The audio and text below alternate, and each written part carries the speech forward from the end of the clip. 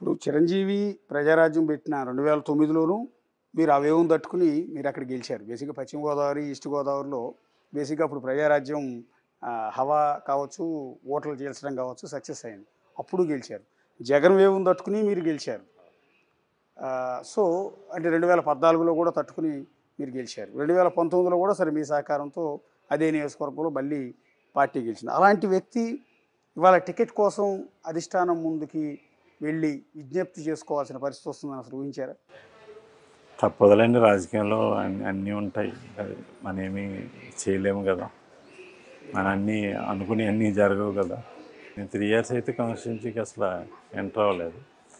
Enter అవ్వలేదంటే నేను మా village వెళ్ళేవాడిని, వచ్చేవాడిని తప్ప ఓకే. పార్టీ అంటే కార్యక్రమాల్లో సిట్టింగ్ ఎమ్మెల్యే ఉన్నాడు కాబట్టి జోక్యం చేసుకోలేదు. చేసుకోలేదు. 2 ఇయర్స్ తర్వాత 2 ఇయర్స్ ముందు నేను వెళ్ళి కాన్స్టిట్యున్సీలో నేను ఎంటర్ అవుతున్నాను, కాన్స్టిట్యున్సీలో నేను అందుబాటులో ఉంటాను అని మెసేజ్ ఇచ్చాను. ఇతనికి కూడా నేను కాన్స్టిట్యున్సీలో ప్రిపేర్ అవుతున్నాను, ఓకే. నువ్వు చూసుకో అన్నట్టు అతను కాషన్ కింద కూడా చెప్తాను. నిజంగా అతను నాలాగే ఎవడో ముందు చెప్పడు. ఆ 2 ఇయర్స్ టైం ఇచ్చాం కదా, 2 ఇయర్స్లో వాడు ఏదైనా చేసుకోవచ్చు. అవునండి. ఆ అవకాశం, ఆ టైం కూడా అతనికి ఇచ్చాం మనం. ఇప్పుడు గనక టికెట్ ఇవ్వకపోతే మళ్ళీ రామరాజుకి ఇవ్వటానికి టీడీపీ అధిష్టానం డిసైడ్ అయితే వైసీపీ నుంచి సహజంగా మీకు ఆహ్వానం అందే అవకాశం ఉంటుంది. బహుశా ఇప్పటికే మీకు ఆ సిగ్నల్స్ కూడా వాళ్ళు ఇచ్చి ఉండొచ్చు. మీలాంటి క్యాండిడేట్ వాళ్ళకి కూడా కావాలి కాబట్టి.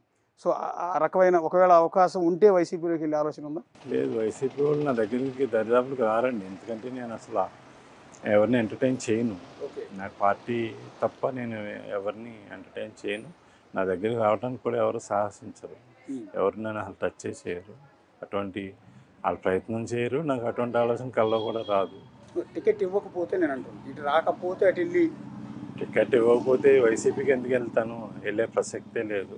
టికెట్ అధిష్టానం ఇస్తుందని, నూటికి నూరు వాళ్ళు ఇస్తుందని ఆశాభావంతో, ఆశతోటి ఉన్నాను. ఖచ్చితంగా అవుతున్నాయి. ఓకే అవుతుంది, 100% అవుతుంది అనుకున్నాం. అవ్వకపోతే ఇండిపెండెంట్గా పోటీ చేసే అవ్వకపోతే ఆలోచన అప్పుడు ఆలోచన వైఎస్ఆర్సీపీకి అయితే ఖచ్చితంగా, వేరే పార్టీకి అయితే వెళ్ళే ఆలోచన అయితే ఖచ్చితంగా ఉండదు. ఉండదండి. ఖచ్చితంగా అయితే ప్రజాక్షేత్రంలో ఉంటా. పశ్చిమ గోదావరి, ఈస్ట్ గోదావరి ఉమ్మడి జిల్లాల్లో జనసేన ప్రభావం, కాపుల ప్రభావం చాలా ఎక్కువ ఉంటుంది కాబట్టి వాళ్ళు మెజారిటీ సీట్లు అక్కడ అడుగుతూ ఉన్నారు. ఎన్ని ఇస్తారనే తర్వాత విషయం. అలా ఇచ్చే సీట్లలో, అలా అడిగే సీట్లలో ఉండి కూడా ఉండే అవకాశం ఉంటుందా వాళ్ళు? ఉండదండి. ఓన్లీ సిట్టింగ్ కదా, సిట్టింగ్ అలా అడిగే అవకాశం ఉండదు.